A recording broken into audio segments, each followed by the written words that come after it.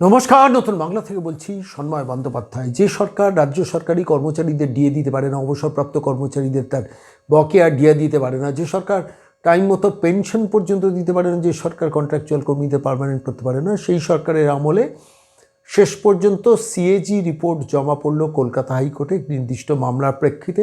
700 পাতার রিপোর্ট। সেখানে দেখা গেল যে 7 কোটি টাকা শুধু ত্রাণের নামে লোপাট, অর্থাৎ ঝড়ঝঞ্ঝাট হয়েছে এবং তার জন্য প্রচুর বাড়ি ভেঙে গেছে এবং সেই বাড়ির প্রেক্ষিতে দাঁড়িয়ে টাকা বিভিন্ন লোকজনকে অ্যালট করা হয়েছে। যে অ্যালটমেন্টের মধ্যে দেখা যাচ্ছে একটি নির্দিষ্ট রিপোর্ট আমি হাতে পেলাম, যেখানে বলা হচ্ছে যে একজনের অ্যাকাউন্টে 42 বার টাকা ঢুকেছে।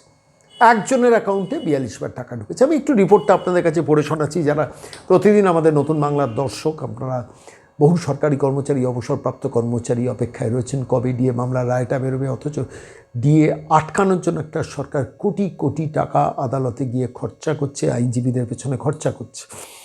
আমি আজকে কতগুলো তথ্য আমি একদম মিডিয়া রিপোর্ট থেকে আপনাদের কাছে কোট করছি, যেখানে বলা হচ্ছে কলকাতা হাইকোর্টে প্রায় 700 পাতার রিপোর্ট জমা দিয়েছে controller and auditor general office. বলা হচ্ছে কলকাতা হাইকোর্টের নির্দেশে মামলায় শুধু হরিশ্চন্দ্রপুরের এই টাকা লুটের অনুসন্ধান চালিয়ে ক্যাগ আগে রিপোর্ট দিয়েছিল। এরপর সেই মালদহর 12টা ব্লকের বন্যার টাকা 9/6 রিপোর্ট সম্প্রতি জমা পড়েছে কলকাতা হাইকোর্টে ভারপ্রাপ্ত প্রধান বিচারপতির বেঞ্চে। এই রিপোর্ট বলছে, ক্যাগের রিপোর্ট বলছে মোট 17,600 জায়গায় 70,000 টাকা করে দেওয়া হয়েছে। রিপোর্ট বলছে একই বাড়ির ক্ষতির জন্য 6,965 জনকে 2 থেকে 42 বার, ভাবুন 2 থেকে 42 বার ক্ষতিপূরণের টাকা দেওয়া হয়েছে একই ব্যাংকের অ্যাকাউন্টে। কিন্তু বাড়ির আদৌ ক্ষতি হয়েছে কিনা তা সচক্ষে না দেখেই 7,29,00,000 টাকা দেওয়া হয়েছে। বাড়ি আদৌ ভেঙেছে কিনা না দেখেই টাকাটা অ্যালটমেন্ট করা হয়েছে। সিএজি রিপোর্ট, আমার কথা নয়। 2017 সালের অগাস্টের বন্যায় 13টি ব্লকে প্রবল ক্ষয়ক্ষতি হয়। প্রায় 71,000 কাঁচা বাড়ি ধ্বংস হয় বলে রিপোর্ট দেন তৎকালীন জেলা শাসক। ভালো করে খেয়াল করুন, যে জেলা শাসকরা দেন।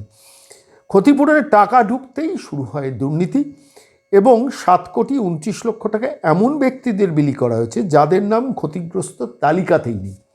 বোঝা গেল কিছু?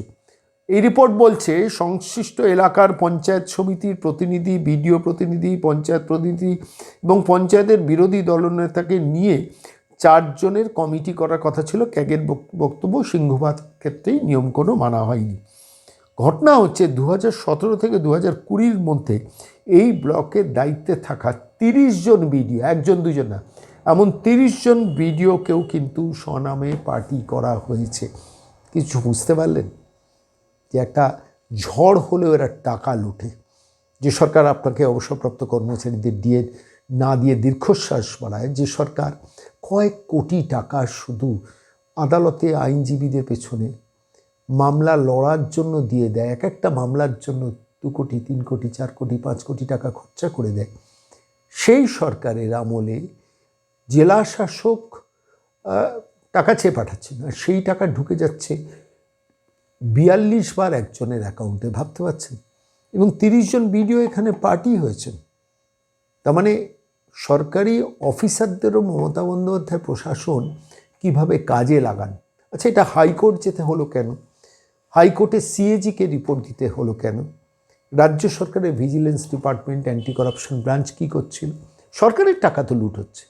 আলটিমেটলি দিনের শেষে কেন্দ্রীয় সরকার হোক, রাজ্য সরকার হোক, তাদের টাকা লুট হচ্ছে, পাবলিক মানি লুট হচ্ছে। কেন মমতা প্রশাসন আটকাবে না? প্রশ্ন করার রাজ্যে কেউ নেই। তথাকথিত সংবাদ মাধ্যম নতজানু হয়ে নবান্নের বিজ্ঞাপনের জন্য লুপ করে তাকিয়ে থাকে নবান্নের দিকে, আর এইভাবে লুট হয়ে যাচ্ছে টাকা। 700 পাতার রিপোর্ট, এক পাতা নয়, 700 পাতার রিপোর্ট সিএজি দিয়েছে। সেখানে দেখা যাচ্ছে 108 জন জনপ্রতিনিধি বিপিএল নন, তবুও তারা টাকা নিয়েছেন এবং যাদের নাম ক্ষতিগ্রস্তদের তালিকা নেই তারাও নিয়েছেন। 2 থেকে 42 বার একজনের অ্যাকাউন্টে টাকা ঢুকেছে। ধরতে হচ্ছে কাকে? সিএজিকে।